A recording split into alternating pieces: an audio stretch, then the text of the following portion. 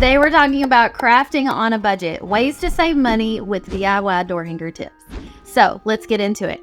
The first way is, what can you paint on? Because if you are on a budget, you can't just go to Hobby Lobby and buy a bunch of wood blanks and come home and start painting. That's not very affordable, right? So let's talk about what you can do. If you're a beginner and you're wanting to get started with painting, maybe you just want to get some practice in and see if you enjoy it or if you're going to be able to do it, because a lot of time we're afraid to start on a wooden piece because we don't want to mess it up. You can start practicing by doing it on cardboard or foam poster board or something like that is going to take the paint and allow you to trace your design onto the surface. So start with just an Amazon Prime box, flip it over, get the inside that doesn't have the Amazon printed on it, trace your template on that and start painting. Another thing that you can paint on are little pieces from the Dollar Tree. Dollar Tree sells lots of little wooden cutouts. You could paint this side that has the design already on it for you. Or you can flip it over and trace your own design right here on the back and practice painting this way. Things like this would be really cute sitting on a shelf somewhere in your home or hanging up on a child's bedroom door. If you do have a little bit more money in your budget, you can start by buying a bunch of wooden rounds in bulk. You can do this when Hobby Lobby has one of their big sales, or you can go to my website and buy blanks in bulk discount, because if you buy say 10 or more, you get a percentage off. Having a bunch of wooden rounds on hand are great because you can trace any design onto a wooden round. Take this design, for example. This is not shaped like a circle, but you could trace this on a circle shape, paint something in the background, and then paint this right in the center of the circle. So circles or wooden rounds are a really great way to start out making lots of door hangers without having to be able to cut out intricate shapes. If you're a little more brave, you can start cutting out your own shapes by purchasing a jigsaw. I used to use just a cheap skill saw that I bought at Lowe's. It wasn't even a cordless one. Just make sure that you've got a nice scrolling blade that has at least 20 teeth per inch, TPI. That is going to allow you to get a nice smooth cut. And once you start playing around with this, you will get the hang of it and you will be able to cut out any shape you like. That's going to make painting your own door hangers so much more affordable, because you can buy one large 4-foot by 8-foot sheet of plywood and get as many as 12 door hangers out of one sheet of plywood.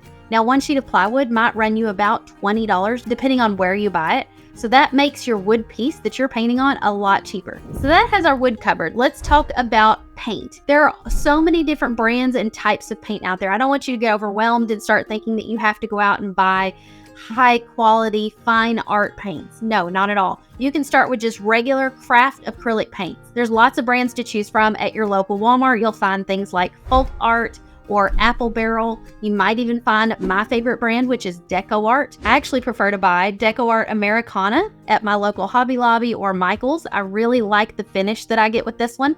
This isn't your cheapest acrylic craft paint, but it is a really high quality one for a low cost. So let's talk about paint colors, because you're gonna be really overwhelmed when you walk down the paint aisle and you want to buy all the colors.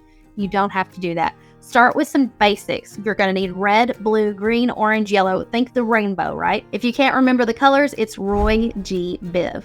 Red, orange, yellow, green, blue, indigo, violet. So you might see that they have 10 different variations of shades of pink or 10 different shades of teal. You don't need all of those. Start with one and then get one of each of the colors that you think you might need, and then get a black and a white. A lot of times, especially if you have a color wheel, you can learn to color mix and get the color that you need without having to buy a whole nother bottle of paint.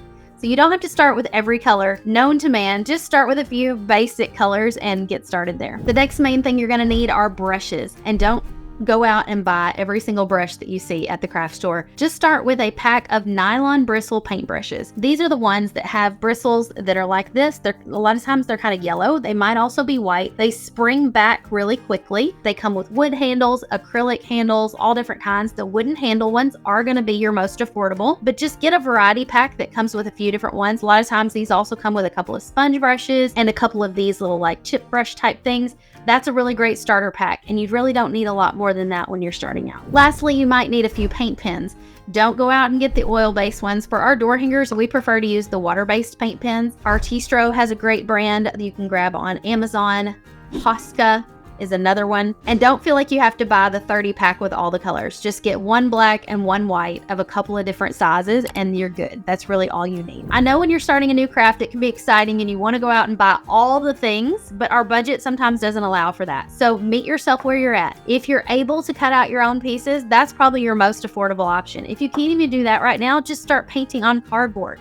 Or grab yourself a canvas and trace your designs on canvas. Or perhaps you've got a scrap wood pile sitting nearby. You can go and trace designs onto scrap wood and start painting. Don't let not having something to paint on stop you. Look around, get creative. I bet you'll be able to find something that you can trace that template on. And once you do find that thing that you can paint on, come back here because we've got tons of videos that you can dive right into and start painting. And every video that we have a template that you can trace that design from right on our website at shopdoorhangers.com.